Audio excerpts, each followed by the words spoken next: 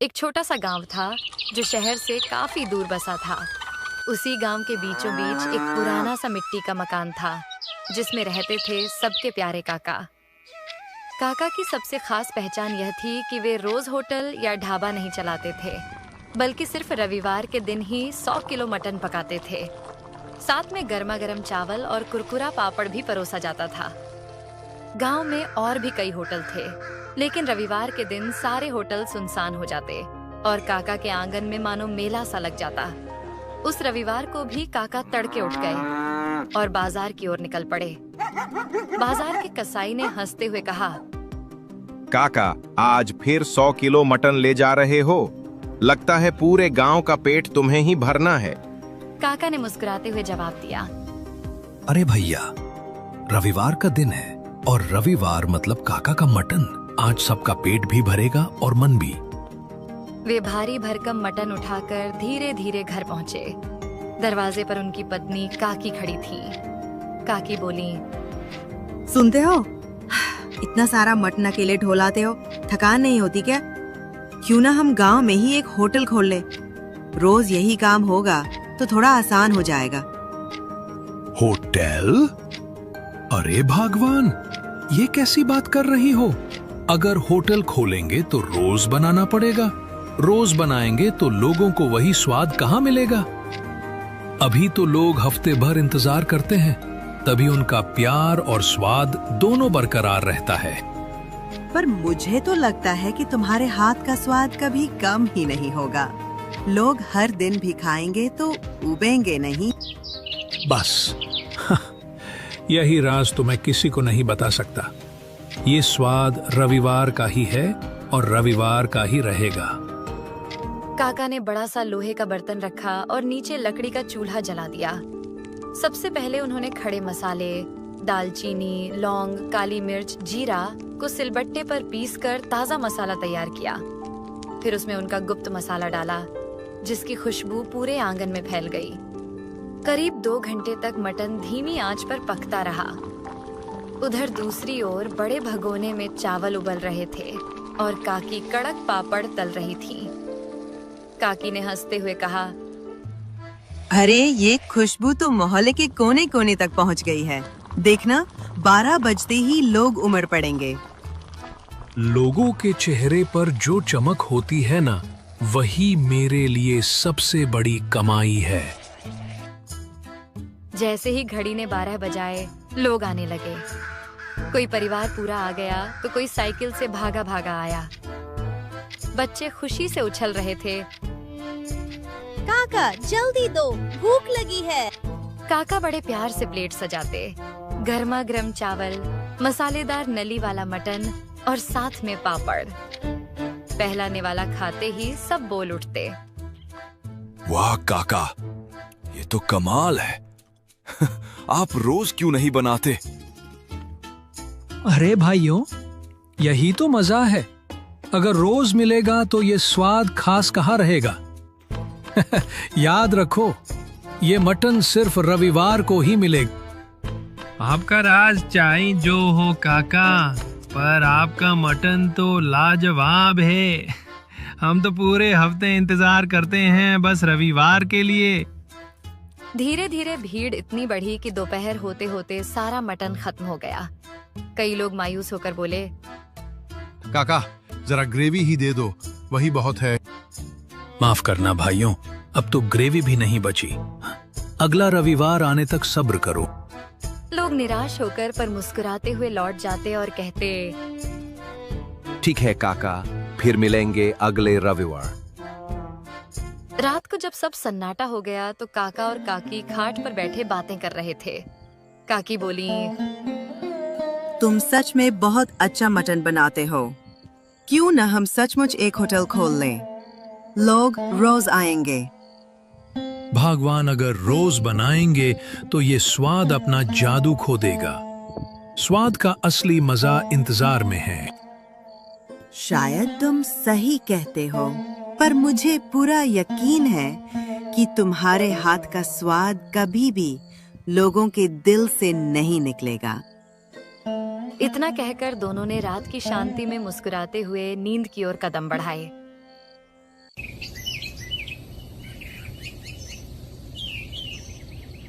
अगले दिन सुबह काका गांव की गलियों में टहलते हुए निकल पड़े। चलते चलते वे चौक पर बने पीपल के पेड़ के नीचे जाकर बैठ गए। लोग आते जाते काका को प्रणाम करते, पर काका अपनी मुस्कान के साथ सबको आशीर्वाद देते रहते। इतने में एक नौजवान उनके पास आया और बोला, काका, आप यहाँ अकेले बैठे हो? अगर समय हो तो मेरे साथ चलो। मेरा एक छोटा सा ठेला है जहाँ मैं चिकन करी बनाता हूँ। चाहता हूँ कि आप मेरे चिकन का स्वाद लेकर बताओ उसमें क्या कमी है। अरे भैया, ये तो और भी अच्छा है। यहाँ यूं ही बैठने से तो अच्छा है तुम्हारा चिकन चख लिया जाए। चलो दिखाओ अपना हुनर। दोनों उसके ठेले पर पहुंचे। लड़के ने जल्दी जल्दी गर्मा गर्म चिकन करी और चावल की प्लेट सजाई और काका के सामने रख दी। काका ने पहला निवाला लिया, कुछ देर चबाया और फिर बोले, देख बेटा, तुम्हारा चिकन ठीक है, पर इसमें जान नहीं है। लड़का हैरानी से बोला, जान नहीं है? काका, मैं तो ताजा मसाले डालता हूँ। बात मसालों की नहीं है, तुम चिकन को मैरिनेट करते हो क्या? नहीं काका, मैं तो सीधे पका देता। यही तो कमी है। अगर चिकन में स्वाद लाना है तो पहले उसे 30 मिनट नींबू, अदरक लहसुन का पेस्ट और थोड़ा गरम मसाला लगाकर मैरिनेट करो। जब वो मसाले में घुल मिल जाएगा तभी असली स्वाद आएगा। फिर पकाना, देखना लोग बार बार मांगेंगे। धन्यवाद काका, कल से मैं जरूर ऐसा ही करूंगा। काका हंसते हुए वहां से आगे बढ़ गए। थोड़ी दूर जाकर वे अपने पुराने मित्र रामलाल के घर पहुंचे। रामलाल बरामदे में खाट पर बैठे थे। काका मजाक में बोले, अरे भाई, तुम तो दिन ब दिन बूढ़े होते जा रहे हो। हाँ यार, बूढ़ा तो हो ही रहा हूँ।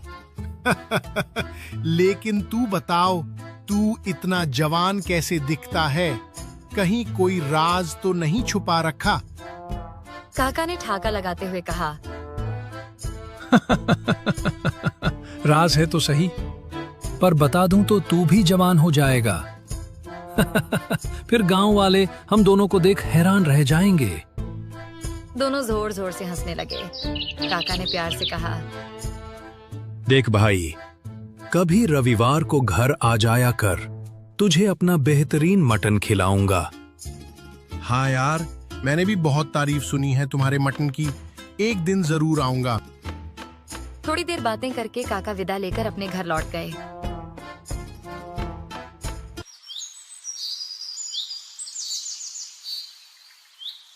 अगला रविवार आया। काका फिर सुबह सुबह उठे, ताजा मटन लेकर आए और बड़े हांडी में लकड़ी के चूल्हे पर पकाना शुरू कर दिया।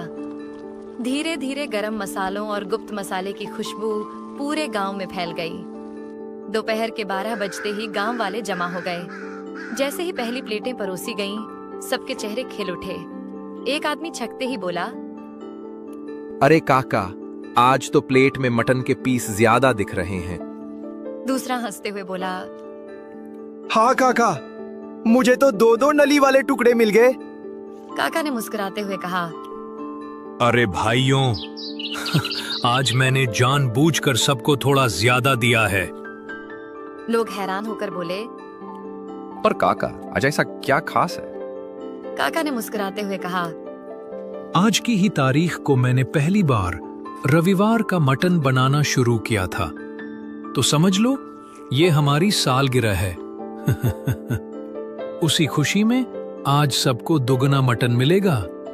गांव वाले खुशी से झूम उठे और खाने में डूब गए।